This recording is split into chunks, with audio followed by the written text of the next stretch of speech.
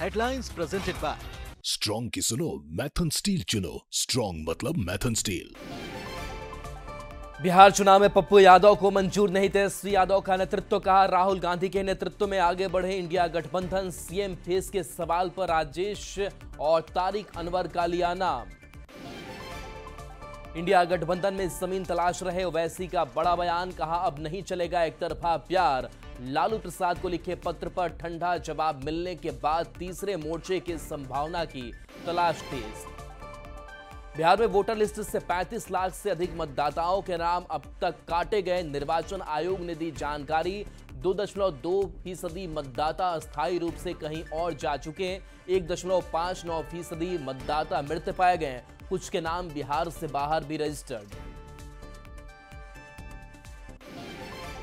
आज नीतीश कैबिनेट की अहम बैठक। 10:30 बजे सीएम की अध्यक्षता में बैठक। कई जनकल्याणकारी योजनाओं पर लगेगी मुहर। पटना में अवैध हथियार और कारतूस के अवैध कारोबार का खुलासा। भारी संख्या में कारतूस के साथ 5 अपराधी गिरफ्तार। स्ट्रॉन्ग की सुनो मैथन स्टील चुनो। स्ट्रॉन्ग मतलब मैथन स्टील।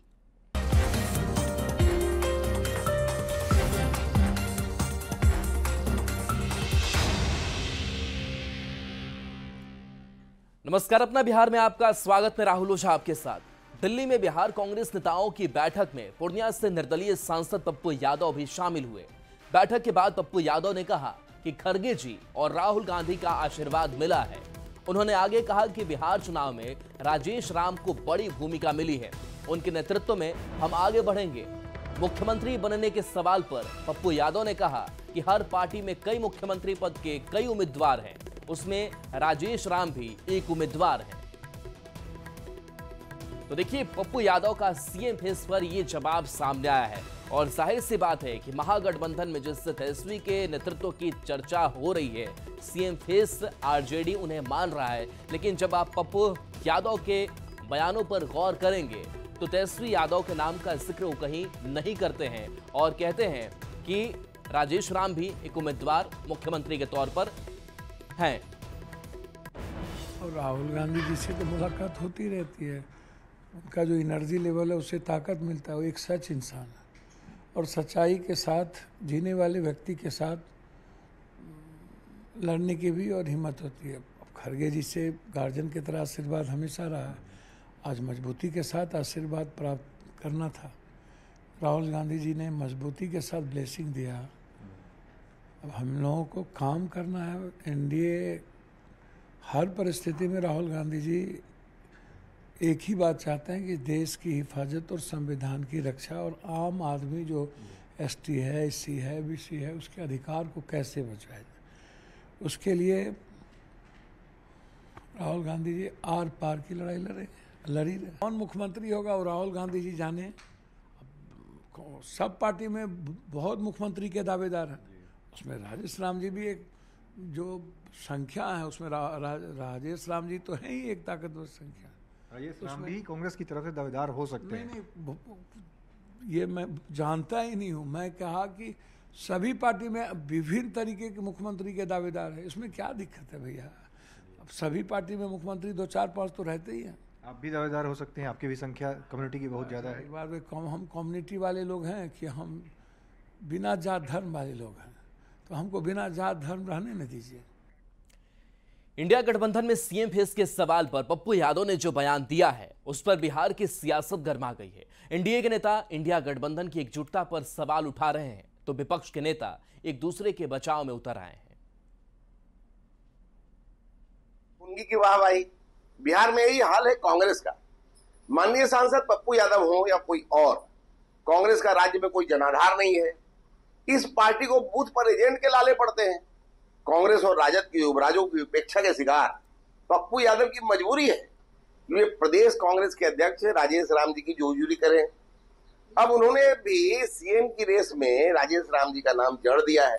तेजस्वी जी के चेयरमैनशिप में इंडिया महागठबंधन पूरी मजबूती के साथ आगे बढ़ रही है और सबको पता है कि बिहार की जनता का विश्वास और समर्थन, बिहार की जनता बदलाव की प्रक्रिया में तेजस्वी जी के प्रति जो समर्थन और विश्वास प्रकट कर रही है, वो स्पष्ट रूप से दिख रहा है। लेकिन पप्पू यादव जी 3 में 13 कौन है कांग्रेस पार्टी में हमको नहीं मालूम। न उनको कहीं मंच पे जगह मिलता है, न उनको राहुल गांधी के साथ खड़े होने दिया जाता है, लेकिन फिर भी वो पैरोकार बने फिरते हैं। लेकिन सच्चाई है कि कांग्रेस पार्टी कभी भी दलितों की हितैषी नहीं रही है।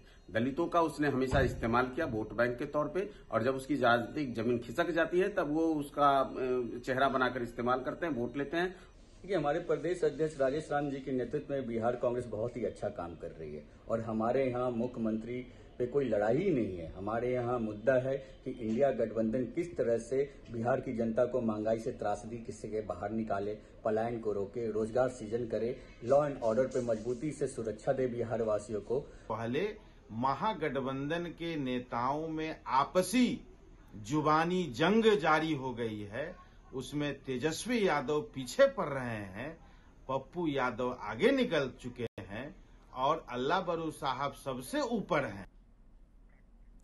एआईएमआईएम प्रमुख असदुद्दीन ओवैसी ने बिहार विधानसभा चुनाव को लेकर इंडिया गठबंधन को तीखा जवाब दिया है।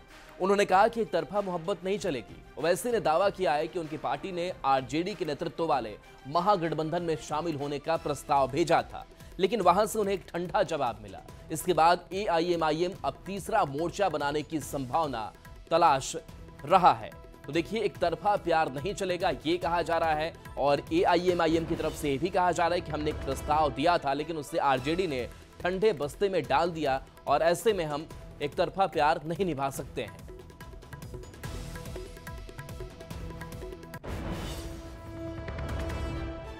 होने वाली है, एक तरफा मोहब्बत होने वाली है, और बिहार की जनता ये देख ले, इस बात को समझ ले कि हम पर जो इल्जाम लगता था वो झूठ की बुनियाद पर, और इसलिए इल्जाम लगता था कि वो नहीं चाहते कि गरीब मजलूम लोगों की एक उनका नेता बने, उनकी पॉलिटिकल लीडरशिप बने।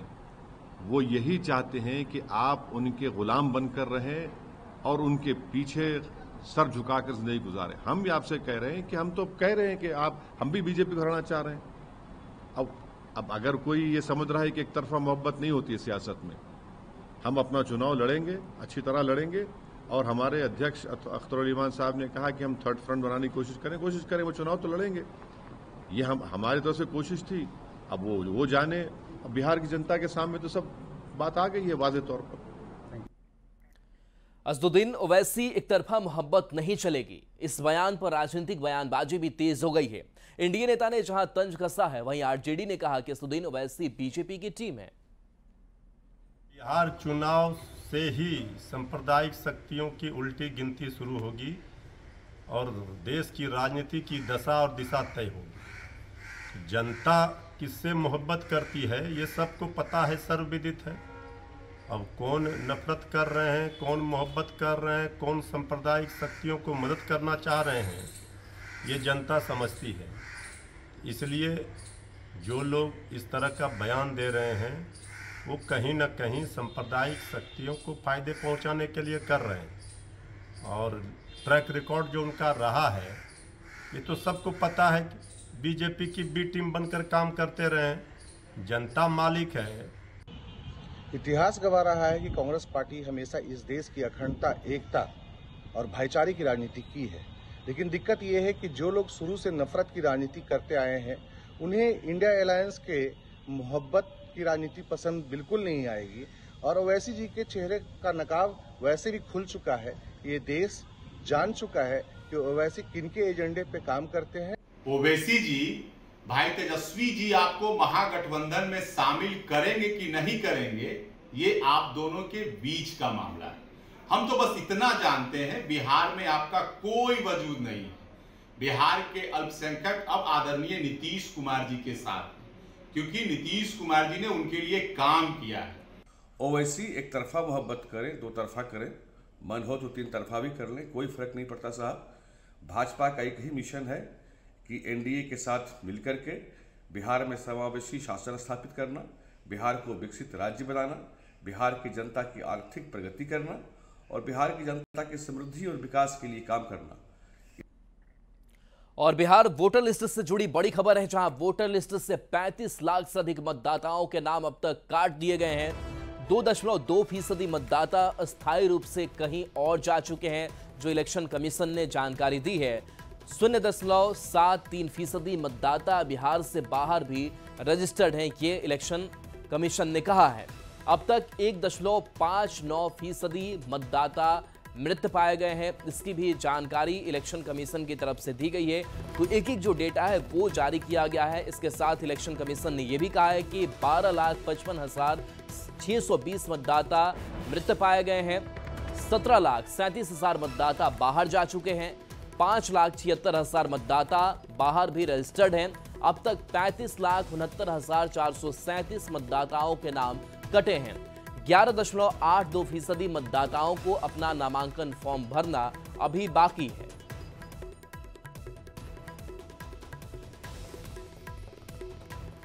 बाढ़ अनुमंडल के बाढ़ अंचल में ब्लूटूथ नाम और ब्लूटूथ लगे फोटो वाले युवक को निवास प्रमाण पत्र जारी होने का मामला सामने आया है। यह प्रमाण पत्र 12 जुलाई को जारी किया गया, जिससे प्रशासनिक महकमे में हड़कंप मच गया। अंचलाधिकारी ने मतदाता पुनरीक्षण के दबाव में इसे मानवीय भूल बताया और कार्यालय सहायक को कारण बताओ नोटिस जारी किया है। वहीं आवेदनकर्ता युवक ने बताया कि सिस्टम की लापरवाही से परेशान होकर उसने जानबूझकर ऐसा किया ताकि सिस्टम की पोल खुल सके। एसडीएम चंदन कुमार ने जांच के बाद दोनों पक्षों पर कार्रवाई की बात कही है। एग्जीक्यूटिव असिस्टेंट से बात की कि क्या मामला देखो सर, तो उसके द्वारा बताया गया कि सर हमारे द्वारा स्वयं चर्चा किया गया ऑफिस में कि देखिए नहीं, इस तरह का आवेदन आया है, कोई कार्यालय को दिग्भ्रमित और कार्यालय को इस तरह से मतलब दिशाहीन करने और कार्यालय के कार्य में बाधा करने के मतलब अपने मंशा से ऐसा किया गया है। और बोला कि सर्वर डाउन होने के चलते मैं रिजेक्ट कर दिया और सर्वर डाउन हुआ, जब बाद में कुल हमको पता नहीं चला तो वो एक्सेप्टेंस में था और मेरे द्वारा जो बताया गया तो उसको रिजेक्ट कर दिया गया है। तो वहाँ पहले कर्मचारी साहब नहीं मिलते साइन करने के लिए, फ़ोन करते तो मेरा फ़ोन ब्लैक लिस्ट कर दिए पवन सर। जब वहाँ पहुँच जाते हैं ऑफिस पर, कभी बोलते हैं हल्का में है, कभी ऑफिस में है। जब वहाँ मिल भी जाते हैं 2 दिन दौड़ने के बाद तो साइन करके बोलते हैं 1 दिन बाद 2 दिन बाद हो गए। जब उस वजह से मेरा कई को फार्म भरना छूट गया, बिना देखे उखे बोल देते हैं रजिस्टर 2 में नहीं है, जाँच होगा अच्छा से, पूरा जाँच पाँच कुछ नहीं होता, बस ऐसा ही कर देते हैं, सिर्फ परेशान करते हैं। लॉ एंड ऑर्डर को लेकर तेजस्वी के बयान के बाद सियासत शुरू हो गई है। डिप्टी सीएम विजय सिन्हा ने तेजस्वी यादव पर जमकर हमला बोला है। तेजस्वी यादव के पिता लालू प्रसाद के शासनकाल को जंगल राज का संज्ञा देते हुए कहा कि तेजस्वी यादव भी पिता के जंगल राज की पाठशाला से निकले हुए विद्यार्थी हैं, इसलिए वह बिहार में गुंडा राज लाना चाहते हैं, गुंडों की सरकार बनाना चाहते हैं, सभी माफिया को लेकर काम कर रहे हैं। खुला चुनौती है तेजस्वी यादव को कि विजय सिन्हा और विजय सिन्हा के परिवार के जिंदगी पर एक भी अपराध का तुम आरोप निकाल दो, लेकिन तुम्हारा पिता न्यायालय के द्वारा घोषित आर्थिक अपराधी है और तुमने राष्ट्रीय अध्यक्ष बना करके अपने पार्टी को ही नहीं, नेता प्रतिपक्ष के कुर्सी को भी अपमानित कर रहे हो, संवैधानिक संस्था को कलंकित कर रहे हो।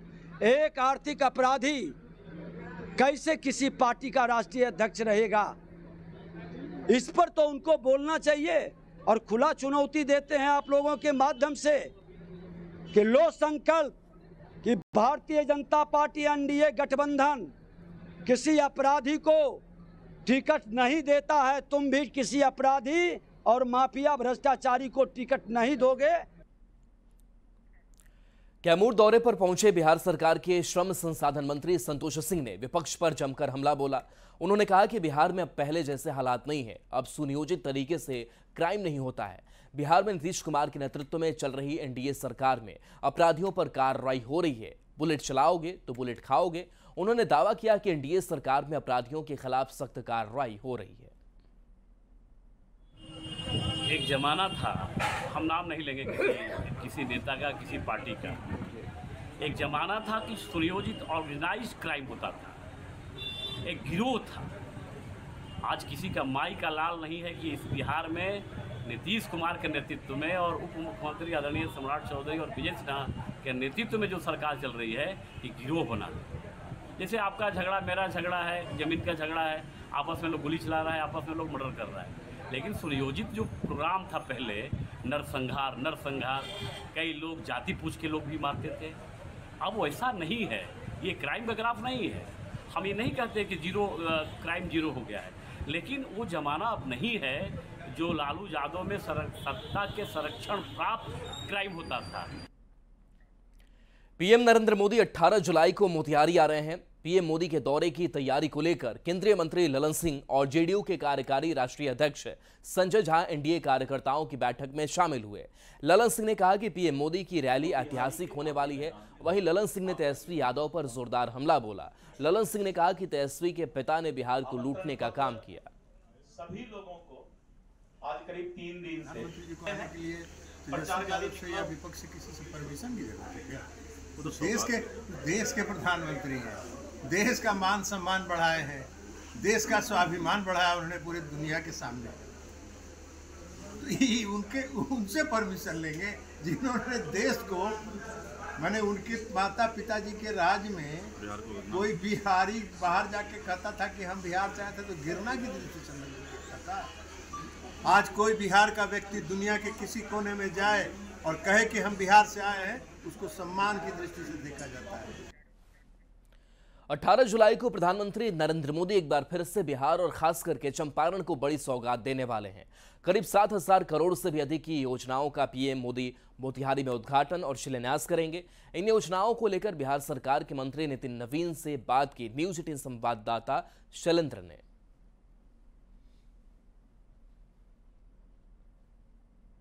धरती से एक बार फिर बिहार को हजारों करोड़ की योजनाओं की सौगात देंगे। हमारे साथ बात करने के लिए मौजूद हैं बिहार सरकार के मंत्री नितिन नवीन। नितिन जी, लगातार प्रधानमंत्री बिहार आ रहे हैं और लगभग हर महीने आ रहे हैं और बड़ी सौगात बिहार को देके जा रहे हैं।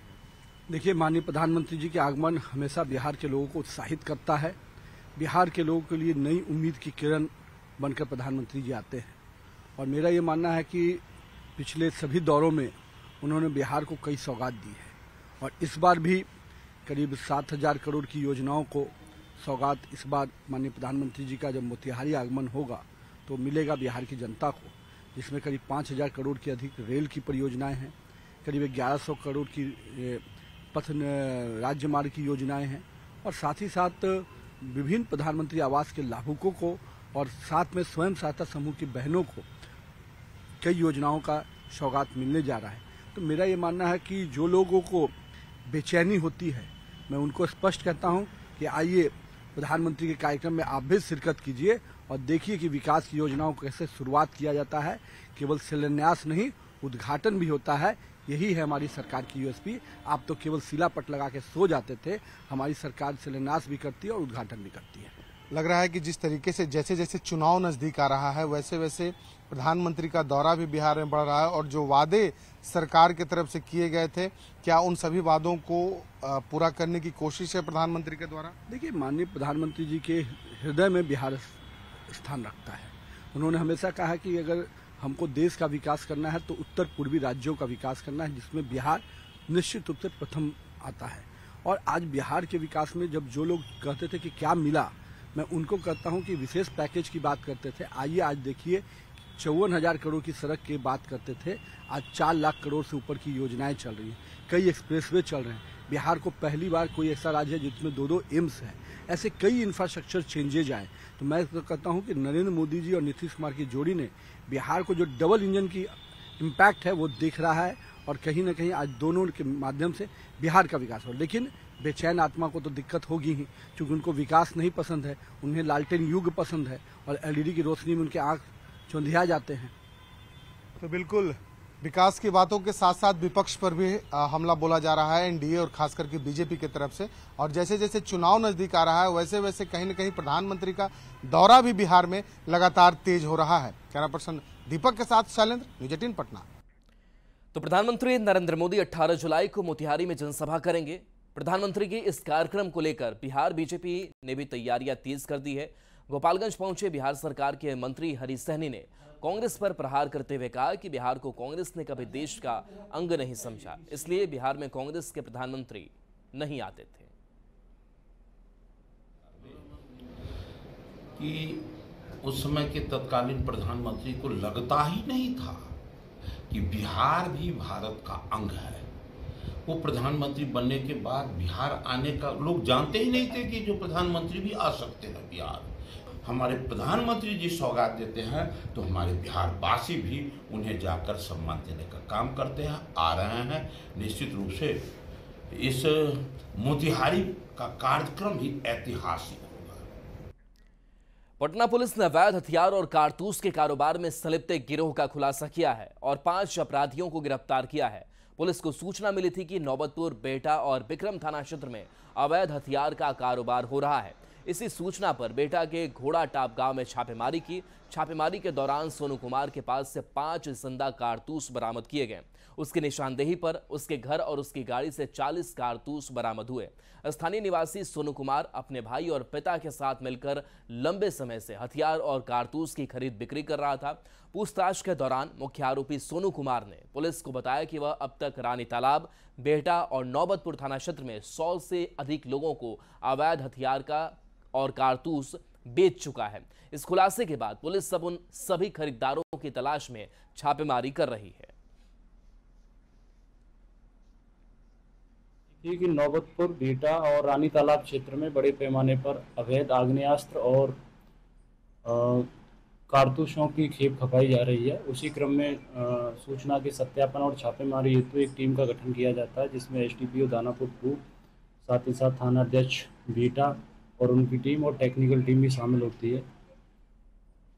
उसी क्रम में 5 अभियुक्तों को गिरफ्तार किया गया है और इस क्षेत्र में जो कारतूसों का और अवैध आग्नेयास्त्र का जो व्यापार करता है उस व्यक्ति की गिरफ्तारी की गई है।